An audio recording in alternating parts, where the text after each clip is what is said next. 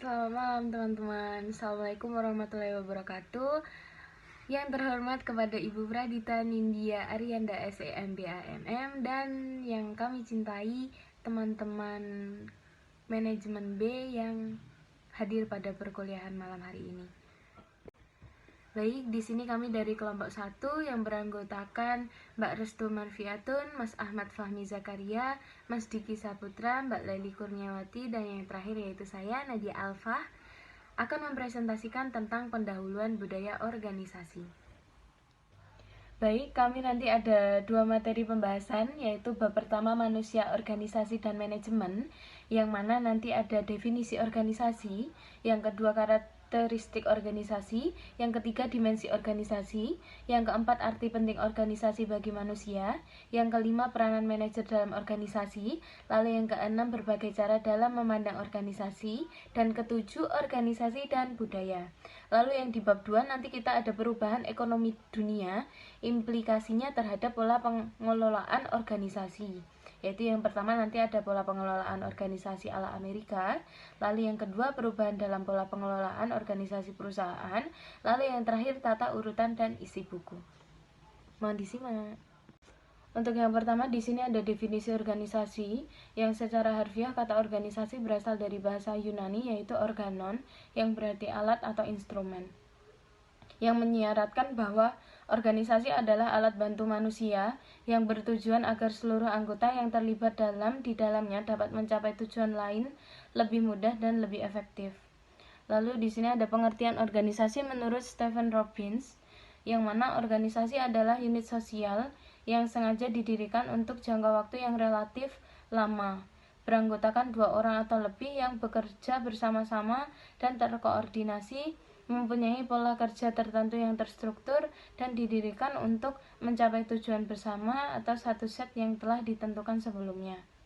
Lalu ada pengertian organisasi menurut Robbins, David Sherrington, yaitu organisasi adalah sistem sosial yang mempunyai pola kerja yang teratur dan didirikan oleh manusia yang beranggotakan sekelompok manusia dalam rangka untuk mencapai satu set tujuan tertentu. Dalam definisi yang diberikan Robbins and Judge, masih terdapat istilah tujuan bersama sebagai tujuan organisasi.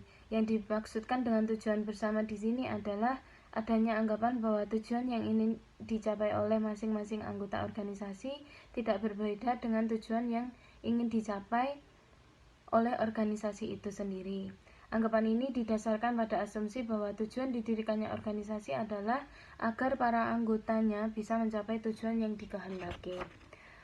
Dengan berbagai alasan seperti tersebut, Sherrington berkesimpulan bahwa tujuan yang ingin dicapai para anggota organisasi belum tentu sama. Ketidaksamaan tujuan tersebut bisa saja terjadi antara satu anggota organisasi dengan organisasi lainnya, juga antara anggota organisasi dengan tujuan didirikannya organisasi. Oke, materi selanjutnya adalah terkait tentang karakteristik organisasi. Jadi karakteristik itu sendiri adalah merupakan sebuah hal yang harus dimiliki oleh organisasi. Di sini karakteristik organisasi itu ada 5. Yang pertama adalah unit atau entitas sosial, yang kedua adalah beranggotakan minimal 2 orang, yang ketiga adalah berpola kerja yang terstruktur, yang keempat mempunyai tujuan, dan yang kelima mempunyai identitas diri. Nah, untuk yang pertama kita membahas tentang unit atau entitas sosial, di mana organisasi adalah rekayasa sosial dari hasil karya cipta manusia atau biasa disebut dengan man-made, dan bersifat tidak kasat mata atau invisible dan abstrak atau intangible, sehingga organisasi sering disebut sebagai artificial being. Nah, di sini dimaksudkan bahwa organisasi itu bisa terbentuk tanpa adanya sebuah fasilitas fisik. Nah, itu bisa terjadi. Jadi tanpa harus adanya sebuah mesin-mesin yang gede atau ada sebuah gedung-gedung yang besar kayak gitu, itu organisasi itu bisa aja terjadi kayak gitu. Nah, tapi ada ini contoh yang disebutkan dulu pernah ada sebuah bank BHS atau Bank Harapan Sentosa. Ini adalah sebuah bank yang melayani jasa jasa perbankan ya. Di sini disebutkan bahwa dulu ketika bank itu tuh masih berdiri, ada sebuah tempat-tempat atau gedung yang dia itu arsiteknya itu udah membentuk sebuah arsitek, oh ini udah ciri khas banget nih Bank BHS kayak gitu. Nah ketika sama pemerintah itu bank itu ditutup, maka kayak intensitas sosial itu kayak udah berakhir aja kayak gitu. Nah itu tapi bisa diibaratkan sebuah organisasi dalam jangka yang panjang. Tapi ketika membicarakan tentang organisasi dalam jangka pendek, bisa juga kayak sebuah panitia pembangunan masjid atau panitia PON kayak gitu. Nah, itu masuk dalam sebuah organisasi. Selanjutnya yang kedua adalah beranggotakan minimal 2 orang. Jadi ketika 2 orang mempunyai kemampuan, mempunyai pengetahuan dan mempunyai sarana lainnya, mereka sepakat dan memiliki ide yang sama, mereka bisa mendirikan sebuah organisasi. Karena keterlibatan manusia dalam organisasi adalah sebuah keharusan.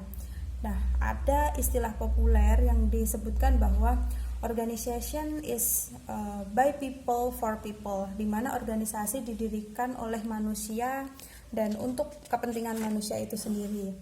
Dan yang ketiga adalah berpola kerja yang terstruktur, di mana ketika ada 1 orang, 2 orang, bahkan lebih dari 2 orang itu menjalin sebuah kerjasama ya, tapi bukan bersama-sama kerja, tapi menjalin sebuah bekerja sama ini otomatis ketika mereka punya visi, mempunyai tujuan, mereka harus tahu apa sih pekerjaan yang harus dilakukan per masing-masing orang ini. Kalau gampangnya adalah kayak apa sih job desk-nya kayak gitu. Jadi setiap orang yang ada di dalam organisasi itu sendiri dia tahu apa yang harus dikerjakan. Kemudian yang keempat adalah mempunyai tujuan. Jadi ketika dibangun sebuah organisasi otomatis akan mempunyai sebuah tujuan. Karena idealnya manusia adalah makhluk sosial. Dengan adanya sebuah organisasi mereka akan bergabung dan menunjukkan bahwa mereka itu mempunyai kesepakatan untuk saling membantu dan mencapai tujuan organisasi itu sendiri. Dan yang kelima adalah mempunyai identitas diri. Nah, identitas sebuah organisasi secara formal diketahui melalui adanya sebuah akte pendirian organisasi tersebut, menjelaskan siapa yang menjadi bagian dari organisasi itu sendiri, kegiatannya apa, terus bagaimana organisasi itu diatur dan siapa yang mengaturnya. Selanjutnya adalah dimensi organisasi. Sama halnya kayak manusia. Jadi kalau manusia itu mempunyai kepribadian atau personality. Nah, sementara organisasi sebagai artificial being mempunyai sifat yang sama yang biasa disebut sebagai karakter organisasi. Nah, dimensi organisasi ini sendiri terbagi menjadi 2. Yang pertama adalah dimensi struktural dan yang kedua adalah dimensi kontekstual. Dimensi struktural sendiri adalah karakter organisasi yang bersumber pada sisi internal organisasi seperti tingkat formalitas organisasi, standarisasi pekerjaan, kompleksitas organisasi, dan juga hierarki organisasi. Sementara untuk dimensi kontekstual ini adalah karakter organisasi yang ditentukan oleh ukuran besar atau kecilnya sebuah organisasi tersebut, teknologi yang digunakan, lingkungan organisasi, dan tujuan serta budayanya. Nah, di sini kita akan bahas lebih detailnya terkait tentang dimensi struktural dan juga dimensi kontekstual. Nah, untuk dimensi struktural sendiri itu terbagi menjadi 8 ya. 8 poin. Yang pertama adalah terkait tentang formalitas organisasi.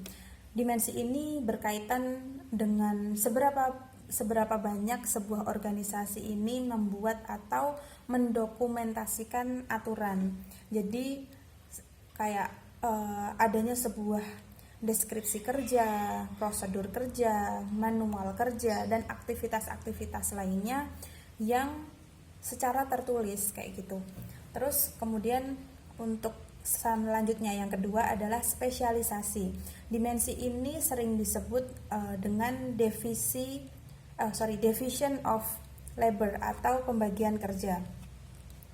Organisasi dengan tingkat spesialisasi yang tinggi, dia biasanya akan terbukti bahwa karyawan hanya mengerjakan satu tugas yang spesifik. Nah, ini biasanya itu ada di perusahaan-perusahaan besar, karena pada nyatanya ketika di sebuah perusahaan yang kecil atau UMKM itu biasanya karyawan akan mengerjakan banyak peran ataupun merangkap banyak pekerjaan, jadi tidak spesial gitu, tidak terspesifik untuk melakukan pekerjaannya. Nah, kemudian yang ketiga adalah standarisasi kerja, di mana adanya sebuah ukuran kerja atau cara kerja tertentu yang harus dipatuhi oleh karyawan dalam melakukan kerja, sehingga dia bisa menjalankan kegiatan-kegiatan sejenis lainnya. Nah, biasanya tuh kalau di tempat kerja itu ada sebuah SOP, yaitu standar operasional prosedur. Yang keempat adalah hierarki organisasi. Hierarki organisasi ini bahasa gampangnya adalah struktur organisasi, di mana di situ akan dicantumkan siapa yang menjadi atasan, siapa yang menjadi bawahan, siapa yang wajib melaporkan, siapa yang bertanggung jawab, dan siapa biasanya yang pengambil keputusan. Untuk yang kelima adalah kompleksitas organisasi. Nah, di dimensi ini menunjukkan jumlah aktivitas atau subsistem yang ada di dalam sebuah organisasi. Kompleksitas organisasi ini sendiri terbagi menjadi 3, yaitu vertikal, horizontal, dan juga spesial atau ruang. Dimana untuk vertikal sendiri adalah lebih ke jumlah tingkatan dalam hierarki organisasi tersebut. Yang kedua, horizontal itu terkait tentang jumlah departemen atau jenis pekerjaan di dalam organisasi tersebut. Dan yang spesial itu adalah lebih ke jumlah lokasi di mana organisasi itu berada. Kemudian yang keenam adalah sentralisasi. Hierarki pengambilan keputusan di dalam organisasi itu akan mempengaruhi adanya sebuah organisasi ini sendiri. Jadi jika sebuah keputusan berada pada pimpinan puncak organisasi, itu bisa dikatakan bahwa perusahaan itu adalah tersentralisasi. Nah, namun jika perusahaan itu dalam sebuah pengambilan keputusan dia mendelegasikan kepada bawahan, itu bisa dibilang sebagai terdesentralisasi. Kemudian yang ketujuh adalah profesionalisme, yaitu tingkat pendidikan formal dan latihan-latihan khusus yang harus dimiliki oleh karyawan untuk suatu posisi jabatan tertentu. Dan yang terakhir yang ke-8 adalah rasio potensial ya. Jadi untuk rasio personal. Rasio personal di sini adalah dimensi yang menunjukkan pada penempatan karyawan di berbagai fungsi organisasi dan berbagai departemen dalam lingkungan organisasi. Selanjutnya adalah untuk dimensi kontekstual. Kontekstual di sini adalah ada 5, karena kontekstual itu adalah menyeluruh. Jadi yang pertama adalah terkait tentang ukuran atau besaran organisasi. Nah, dimensi ini ditunjukkan dengan jumlah karyawan yang bekerja pada sebuah organisasi itu. Selain itu juga kita bisa lihat dari jumlah penjualan, jumlah aset yang dimiliki oleh organisasi tersebut. Yang kedua adalah teknologi yang digunakan, karena teknologi itu sendiri adalah berhubungan untuk merubah sebuah input menjadi output. Jadi itu akan berhubungan sekali dengan proses produksi ya. Jadi sehingga semakin canggih teknologi yang ada di sebuah organisasi tersebut, kemungkinan besar perusahaan itu akan semakin maju kayak gitu. Kemudian yang ketiga adalah lingkungan organisasi. Nah, lingkungan organisasi ini terbagi menjadi dua. Yang pertama adalah dalam atau internal, yaitu terdiri dari tenaga kerja, budaya, kayak gitu. Terus yang kedua adalah luar atau eksternal. Nah, ini berhubungan dengan pihak luar, yaitu seperti pemerintah, pemasok, politik, seperti itu. Nah, elemen ini, lingkungan ini merupakan sebuah elemen yang berpengaruh terhadap keberadaan sebuah organisasi, apakah organisasi itu akan berjalan, berhenti, stuck, atau bisa growth lebih jauh lagi kayak gitu. Kemudian yang keempat adalah tujuan dan strategi organisasi. Nah, tujuan ini biasanya dinyatakan secara tertulis yang mengidentifikasikan sebuah keinginan yang hendak dicapai dalam sebuah organisasi. Mungkin bahasa gampangnya mungkin bisa dibilang kayak visi ya, visinya. Nah, kemudian strategi organisasi sendiri adalah rencana tindakan-tindakan dalam jangka panjang, mengalokasikan sumber daya, terus tindakan yang harus dihadapi ketika ada sebuah perubahan, dan juga bagaimana mencapai tujuan organisasi. Jadi tujuan dan strategi organisasi mungkin kaitannya dengan visi dan misi organisasi. Dan yang kelima adalah budaya organisasi. Budaya ini sendiri adalah nilai atau norma, perilaku, keyakinan yang dipraktekkan dalam sebuah organisasi itu dan dilakukan secara bersama-sama oleh karyawan. Mungkin contohnya adalah kalau teman-teman gak asing lebih ke kayak 3S, senyum, salam, sapa. Nah, itu salah satu budaya organisasi yang biasa dilakukan. Selanjutnya untuk materi akan diteruskan oleh Mas Fahmi. Terima kasih kepada Mbak Restu. Presentasi akan saya lanjutkan. Saya akan membahas tentang arti penting organisasi bagi manusia.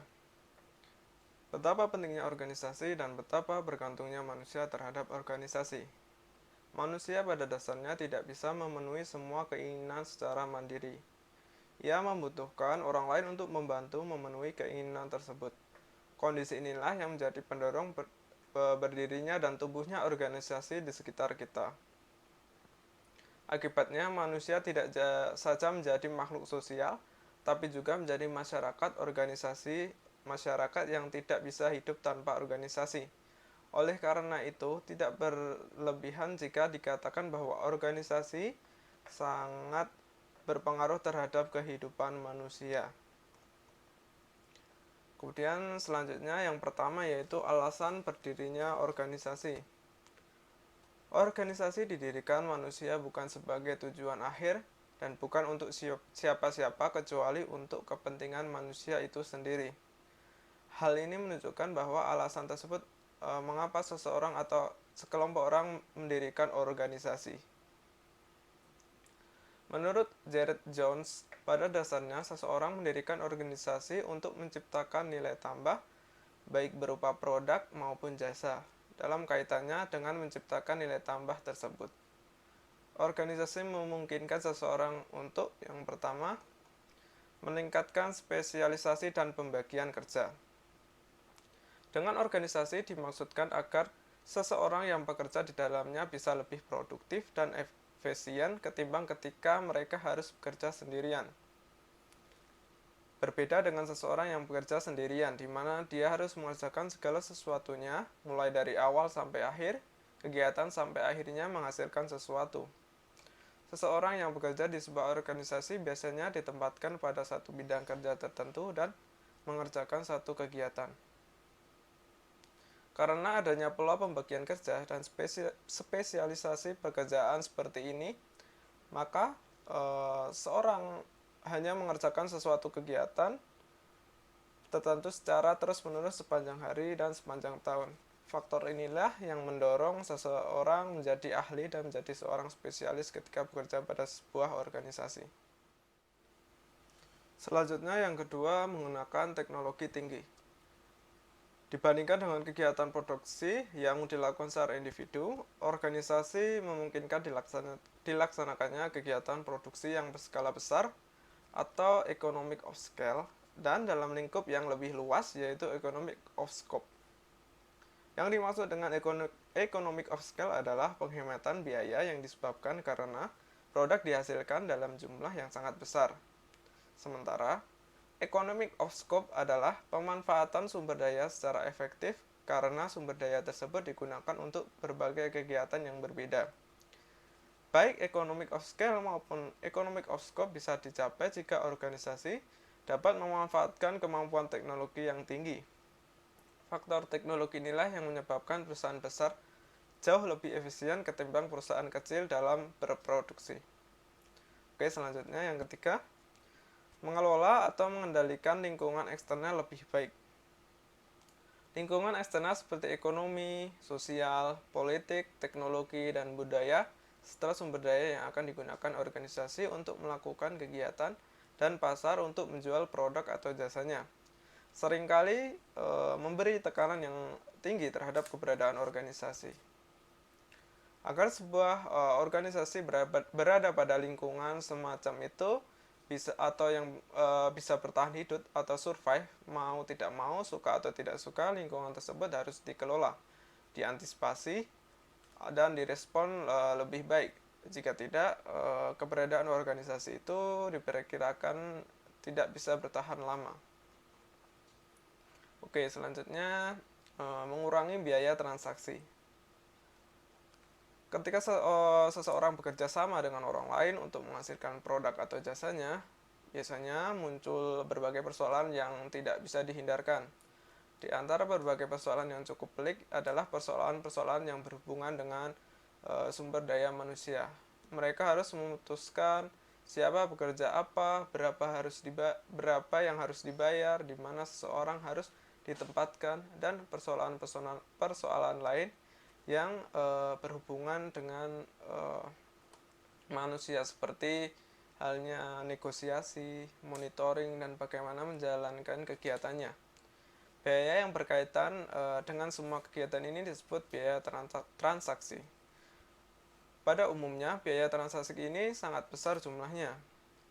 Sekali lagi karena manusia dianggap sebagai pemain utama dalam organisasi. Untungnya organisasi biasanya mempunyai mekanisme yang bisa digunakan untuk mengurangi besarnya biaya transaksi. Oke, selanjutnya memaksa dan mengawasi seseorang bekerja lebih produktif dan efisien.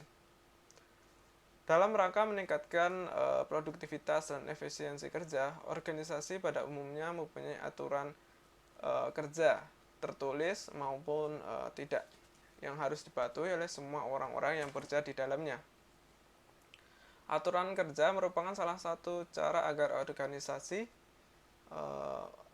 melalui para manajernya dapat mengarahkan dan mengawasi seseorang dalam bekerja, agar mereka bisa memberi perhatian terhadap kepentingan organisasi, dan ujung-ujungnya agar para pekerja bisa lebih produktif dan efisien.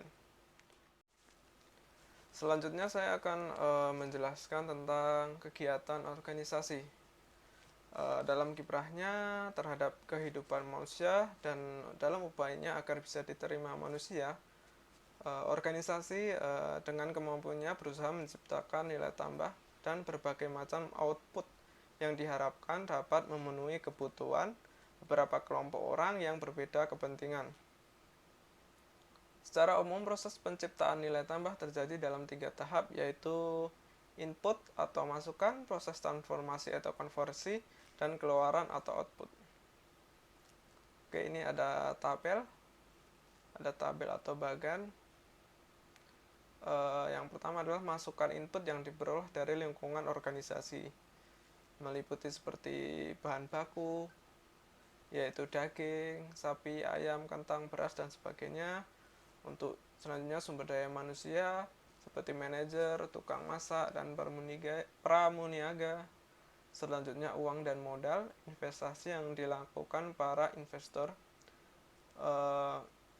Selanjutnya informasi dan pengetahuan yang berupa seperti kayaknya pelatihan, pengetahuan tentang industri fast food atau yang lainnya. Kemudian pelanggan. Untuk tabel selanjutnya yaitu proses transformasi terhadap input dalam rangka memberi nilai tambah. Yang pertama mesin, seperti halnya alat penggorengan, pemotongan daging, pembakar roti, pembuatan minum, penanak nasi, dan sebagainya. Untuk selanjutnya, komputer. Nah, komputer ini berupa tas register, komputerisasi, akuntansi, persediaan, pemesanan bahan baku, dan lain sebagainya. Kemudian, kemampuan dan keterampilan SDM, seperti karyawan yang terlatih untuk melayani pelanggan dan pengawasan yang berkualitas. Kemudian, tabel yang selanjutnya yaitu output yang dihasilkan. Nah, ini karena ini contohnya itu KFC, maka output yang dihasilkan yaitu yang pertama makanan cepat saji, yang kedua pelanggan yang puas, yang ketiga adalah pemilik KFC yang puas. Kemudian untuk tabel selanjutnya, lingkungan organisasi menjual output ke pelanggan. Karena ini contohnya KFC, yang pertama adalah kepuasan pelanggan, kedua pelanggan potensial, kemudian supplier daging, kentang, milkshake, kemudian masyarakat tempat karyawan direkrut, pemerintah, dan kompetitor. Nah, dari tabel-tabel itu menjelaskan bagaimana KFC, ya contohnya itu KFC sebagai sebuah organisasi membentuk nilai tambah. Gambar ini sekaligus menunjukkan bagaimana proses pembentukan nilai tambah tersebut terjadi. Tahap pertama dalam pembentukan nilai tambah adalah diperolehnya input. Nah, itu input yang tadi seperti ada daging dan lain sebagainya itu termasuk dalam kategori input, misalnya bahan baku, sumber daya manusia, informasi dan pengetahuan, uang dan modal. Nah, bagi organisasi jasa seperti pada contoh di atas, konsumen juga dianggap sebagai input, sebab tanpa keterlibatan konsumen, organisasi tersebut tidak bisa beroperasi. Bagi sebuah organisasi, input merupakan barang langka yang harus diperoleh melalui lingkungan organisasi. Langkahnya input menyebabkan organisasi harus memilihkan secara selektif dan menggunakan secara efisien agar bisa menghasilkan nilai tambah. Ketepatan pemilihan input sebagai bentuk kelangsungan hidup organisasi di masa yang akan datang. Untuk tahapan berikutnya yaitu tahap proses transformasi. Nah, pada tahap ini input dirubah dan diolah menjadi output. Faktor yang menentukan keberhasilan proses transformasi adalah teknologi yang digunakan seperti mesin-mesin dan komputer, kemampuan dan keterampilan sumber daya manusia, dan fasilitas-fasilitas organisasi lainnya. Di sini bisa dikatakan bahwa kualitas input sebaik apapun tidak memberi jaminan bahwa hasil outputnya baik juga, jika tidak didukung oleh proses transformasi yang baik pula. Untuk tahapan terakhir yaitu dalam proses pembentukan nilai tambah adalah dihasilkan output berupa produk atau jasa. Di sini organisasi diuji apakah menciptakan nilai yang dilakukan diterima oleh lingkungannya atau tidak. Jika masyarakat mau membeli output tersebut, maka bisa dikatakan bahwa masyarakat mau menerima kehadiran organisasi. Selanjutnya, uang yang diterima dari masyarakat atau pelanggan untuk membeli input baru dan berinvestasi baru dan seterusnya, organisasi bisa bertahan hidup dan tumbuh berkembang. Untuk selanjutnya yaitu pihak-pihak yang berkepentingan terhadap organisasi.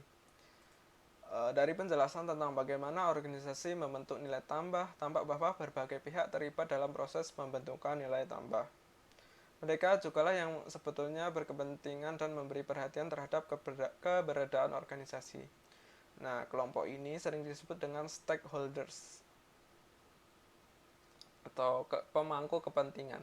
Nah, stakeholders ini mempunyai motivasi untuk ikut berpartisipasi dalam organisasi, baik secara langsung maupun tidak, karena mereka berharap akan memperoleh imbalan yang lebih besar dibandingkan dengan kontribusi yang diberikannya. Nah, secara umum itu stakeholders itu dapat dibedakan menjadi dua kelompok, yakni kelompok yang berada di dalam organisasi dan kelompok yang berada di luar organisasi. Berikut dari gambar atau tabel yang ada di PowerPoint akan saya jelaskan. Yang pertama adalah stakeholder inside atau dalam. Nah, ini berupa pemilik modal. Nah, pemilik modal ini kontribusi yang diberikan adalah uang dan modal. Kemudian intensi yang diharapkan oleh pemilik modalnya itu adalah dividen dan apresiasi harga saham.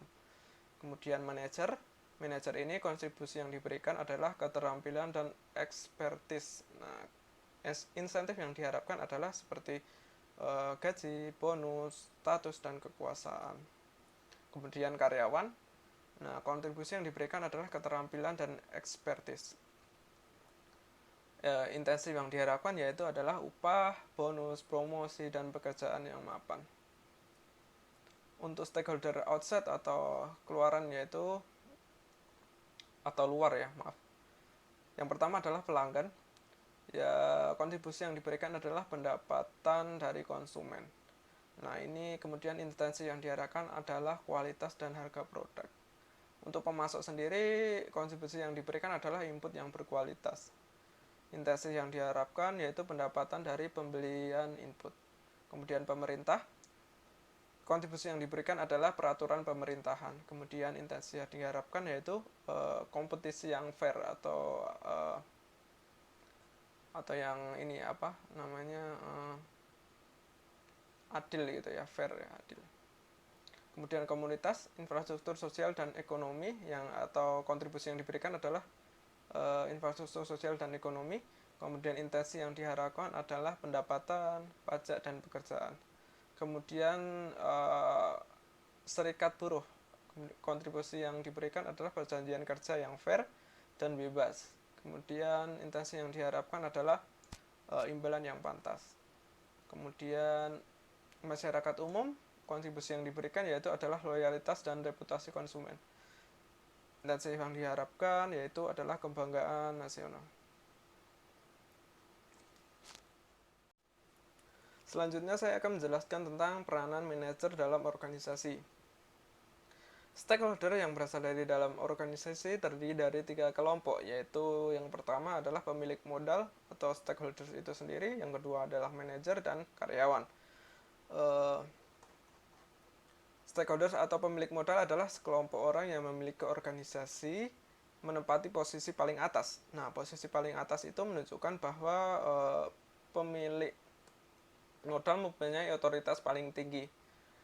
Di antaranya ketiga komponen itu atau stakeholders. Sedangkan wujud dari kepemilikannya dinyatakan dalam pemilikan lembar saham.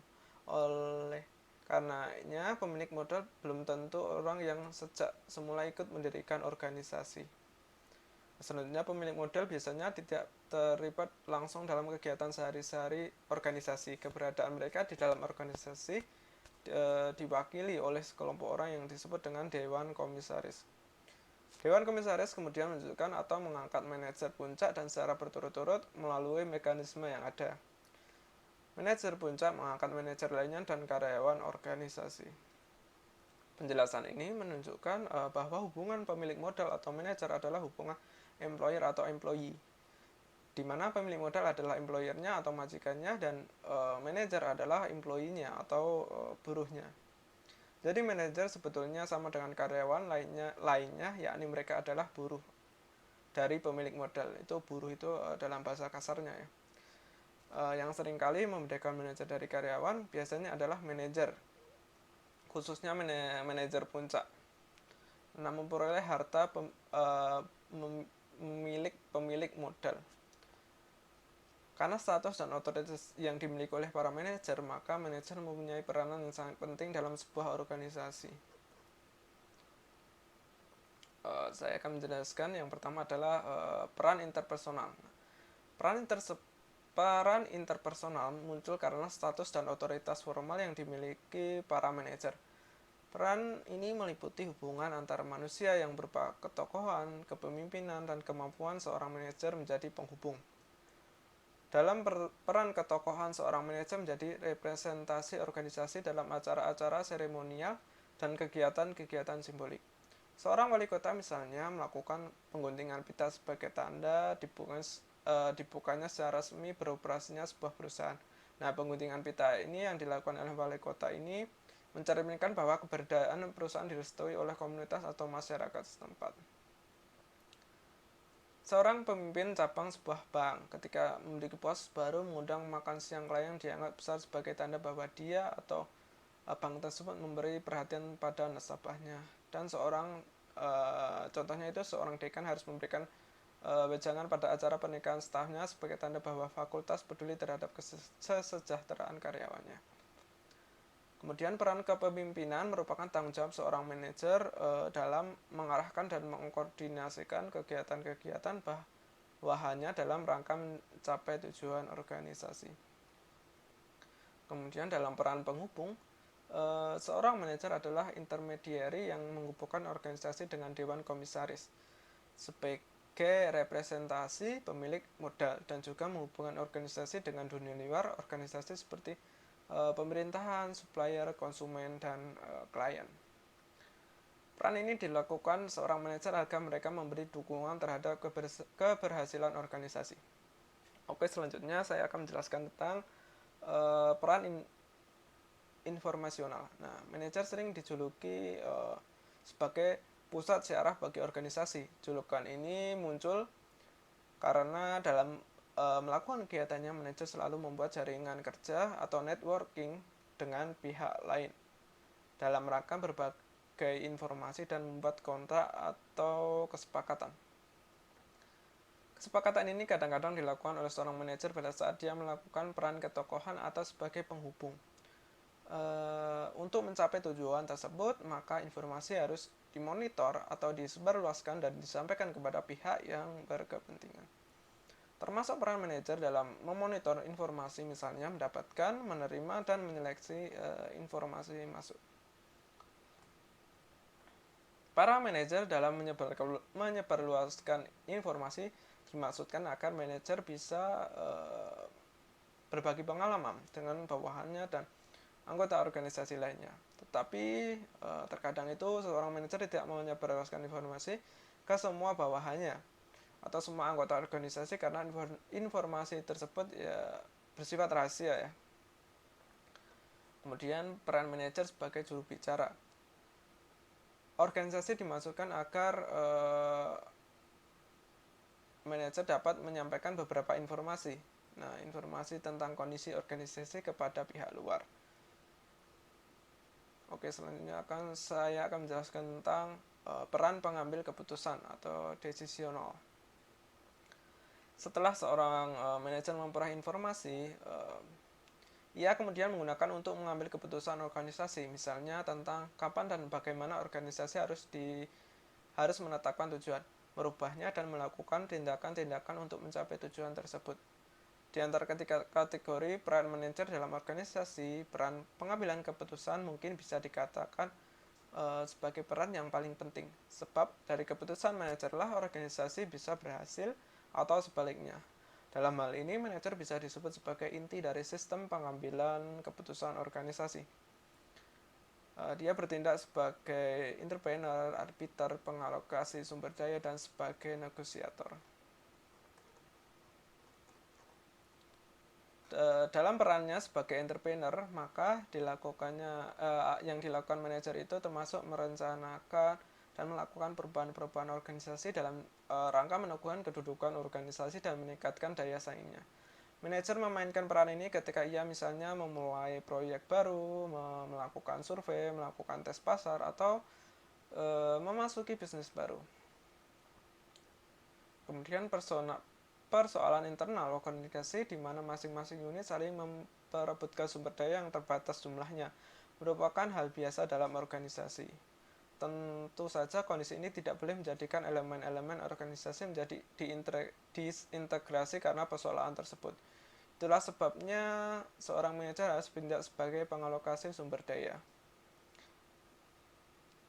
Pengalokasi sumber daya yang adil dan mengalokasikannya sumber daya sesuai dengan kebutuhan dan arah tujuan organisasi. Untuk tujuan itu, maka seorang manajer harus memahami kondisi organisasi secara keseluruhan dan memahami kebutuhan masing-masing unit. Untuk terakhir, peran yang hampir sama dengan pengalokasi sumber daya, tetapi dalam perspektif yang lebih luas, adalah peran manajer sebagai negosiator. Dalam peran ini, manajer mencoba memecahkan berbagai persoalan, khususnya perbedaan antara satu pihak dengan lain, agar tercapai sebuah kesepakatan. Perbedaan ini bisa muncul antar individu, tetapi juga bisa terjadi antar kelompok. Secara umum bisa dikatakan bahwa negosiasi merupakan bagian integral dari pekerjaan seorang manajer, karena tidak satu organisasi pun yang selalu berjalan mulus. Oke, sekian presentasi dari saya. Presentasi selanjutnya akan dilanjutkan oleh teman saya, yaitu Mas Diki. Monggo silahkan Mas Diki. Baik, saya akan melanjutkan presentasi dari Mas Fahmi. Untuk materi yang selanjutnya adalah cara pandang orang mengenai organisasi. Nah, di sini dibagi menjadi 8. Kita bahas satu-satu. Yang pertama adalah organisasi sebagai mesin atau mechanistic organization. Nah, di sini kita menganggap seolah-olah organisasi itu mempunyai sifat seperti mesin. Nah, beberapa sifat mesin seperti kegiatannya itu bersifat mekanis dan teratur. Lalu masing-masing bagian bekerja secara terpisah dan hanya mempunyai satu kegiatan atau single activity. Lalu yang kedua adalah organisasi sebagai organisme atau bisa diartikan sebagai anggapan organisasi itu seolah-olah layaknya makhluk hidup. Nah, sifatnya seperti bukan merupakan benda mati dan mengalami daur kehidupan seperti lahir, tumbuh, dewasa, menua, dan mati. Nah, agar bisa hidup dan bertahan lama, organisasi itu harus memiliki sumber daya yang cukup dan juga harus beradaptasi dengan lingkungan. Lalu yang selanjutnya adalah organisasi sebagai tempat berpikir. Nah, di pola pandang ketiga ini, organisasi itu dianggap sebagai tempat berpikir atau memiliki kemampuan berpikir. Nah, organisasi itu ditempatkan seolah-olah sebuah otak manusia yang mampu mengelola informasi, mengambil pelajaran, dan mengambil keputusan. Lalu yang keempat, ada organisasi sebagai sistem budaya. Nah, di sini dianggap sebagai sebuah sistem budaya karena bisa juga diartikan sebagai kumpulan orang yang sebelum melakukan tindakan itu mereka harus memiliki definisi kontraksialitas dan yang jelas yang didasarkan pada keyakinan, tata nilai dan asumsi bersama. Lalu yang kelima adalah organisasi sebagai alat politik. Nah, dalam cara pandang ini, kekuasaan atau power itu menjadi variabel penting di dalam organisasi. Karena politik itu identik dengan kekuasaan, maka memahami sifat-sifat kekuasaan dan konsekuensi yang ditimbulkannya itu dianjurkan ketika hendak mengatasi persoalan-persoalan organisasi. Lalu yang keenam adalah organisasi sebagai alat pengendali psikis. Nah, di cara pandang ini, organisasi itu dianggap sebagai alat untuk mengendalikan psikis, atau bisa diartikan juga sebagai orang yang terlibat dalam kehidupan organisasi, layaknya orang yang masuk penjara atau dibatasi kebebasannya. Lalu yang ketujuh adalah organisasi sebagai tempat perubahan atau alat transformasi. Nah, cara pandang 7 ini bisa diartikan sebagai organisasi itu sebagai tempat untuk terus-menerus mengalami perubahan dan berkembang. Lalu yang terakhir adalah organisasi sebagai alat dominasi. Nah, di cara pandang yang terakhir ini juga merupakan gabungan dari organisasi sebagai mesin dan organisasi sebagai arena politik. Nah, dalam cara pandang ini, organisasi sebagai alat untuk mencapai tujuan individu dan kelompoknya dengan cara mengorbankan kepentingan kelompok lain. Lalu yang selanjutnya adalah peranan organisasi sebagai sistem budaya. Nah, di sini menurut Gerd Morgan, peranan organisasi itu disebutkan sebagai sistem budaya. Nah, sebagai sebuah realitas sosial itu ditekankan pada pentingnya memahami organisasi itu sebagai sekumpulan orang yang memiliki kesamaan keyakinan, tata nilai, dan asumsi di mana keyakinan baik yang mereka lakukan maupun tindakan yang dilakukan orang lain. Nah, dari sini bisa diartikan peranan organisasi itu sebagai sistem budaya itu bukan semata-mata sebagai alat bantu, tetapi lebih difungsikan sebagai sarana untuk mencapai tujuan, baik tujuan organisasi maupun tujuan individu. Materi selanjutnya yaitu masuk ke bab 2, yaitu perubahan ekonomi dunia, implikasinya terhadap pola pengelolaan organisasi. Nah, di sini setelah berakhirnya Perang Dunia Kedua, di samping menyisakan korban jiwa, raga, dan penderitaan-penderitaan lain, juga menempatkan pemenangnya yaitu Amerika Serikat, yang menjadi negara superpower yang kebijakan-kebijakannya sangat berpengaruh terhadap kehidupan masyarakat dunia. Nah, di sini terkait aspek kehidupan ekonomi pasca Perang Dunia Kedua, dapat dikatakan bahwa Amerika adalah satu-satunya negara yang survive secara ekonomi. Jadi tidak mengherankan kalau negara-negara lain yang menerima bantuan dari Amerika juga diajak untuk mengelola sistem perekonomiannya dengan cara Amerika, termasuk cara pengelolaan organisasi perusahaannya. Materi berikutnya yaitu pola pengelolaan organisasi perusahaan ala Amerika. Dengan berakhirnya Perang Dunia Kedua menjadikan Amerika seolah-olah sebagai negara tunggal yang mampu memproduksi barang-barang kebutuhan dunia, sehingga perekonomian dunia saat itu dimonopoli oleh Amerika. Di kondisi ini menyebabkan para produsen memiliki bargaining power yang lebih kuat dibanding posisi para konsumen, sehingga produsen cenderung mendikte para konsumen. Produsen bisa dengan bebas untuk menentukan jenis dan kualitas produk, menentukan kemana produk yang harus dijual, dan menetapkan harga jualnya. Sedangkan konsumen dengan posisi tawar yang jauh lebih lemah, seolah-olah tidak boleh menuntut terlalu banyak, tidak boleh demanding, dan hanya bisa menerima apa yang ditawarkan oleh produsen. Materi berikutnya yaitu perubahan dalam pola pengelolaan organisasi. Kekalahan Jepang pada Perang Dunia Kedua menyebabkan negara tersebut hancur, bukan hanya ekonominya saja, tetapi juga aspek-aspek kehidupan lain. Upaya dalam pemulihan ekonomi, pemerintah Jepang dengan sangat terpaksa melakukan rekonstruksi dalam bidang ekonomi, yang dalam pelaksanaannya dipandu oleh pemerintahan Amerika Serikat. Pada saat krisis terjadi di tahun 1970-an, perusahaan-perusahaan Amerika mulai kolaps. Dan di saat yang sama, perusahaan-perusahaan Jepang masih bisa bertahan dan menghasilkan laba. Hal tersebut mendorong perusahaan konsultan McKinsey untuk mempelajari mengapa perusahaan Jepang bisa bertahan hidup, sementara perusahaan-perusahaan lain berjatuhan. Hasil kajian dari McKinsey menunjukkan bahwa kemampuan Jepang bertahan tidak lepas dari peran budayanya yang begitu kukuh. Dengan kejadian tersebut, banyak yang beranggapan bahwa organisasi perusahaan tidak bebas nilai. Maka terkaitan antara organisasi perusahaan dengan budaya merupakan sebuah keniscayaan.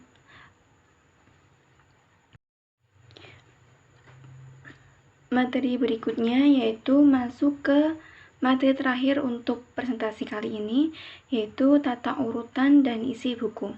Di buku ini dibagi menjadi 5 bagian. Untuk yang bagian pertama yaitu menguraikan tentang landasan berpikir mengapa buku ini perlu diterbitkan, konsep organisasi secara umum, dan menguraikan perubahan pola pengelolaan organisasi. Untuk bagian kedua yaitu menguraikan konsep budaya dalam perspektif antropologi budaya nasional dan sejarah perjalanan budaya dari perspektif antropologi ke organisasi. Dan di bagian akhir menguraikan sejarah perjalanan budaya dari bidang studi antropologi ke organisasi. Bagian ketiga merupakan lanjutan dari bagian sebelumnya, yang secara spesifik menguraikan konsep budaya dalam perspektif organisasi, mulai dari pengertian elemen-elemen budaya sampai pada proses terbentuknya budaya organisasi. Bagian keempat merupakan implementasi konsep budaya organisasi ke dalam kehidupan real organisasi. Bagian terakhir yaitu bagian 5 menguraikan strategi perubahan budaya organisasi.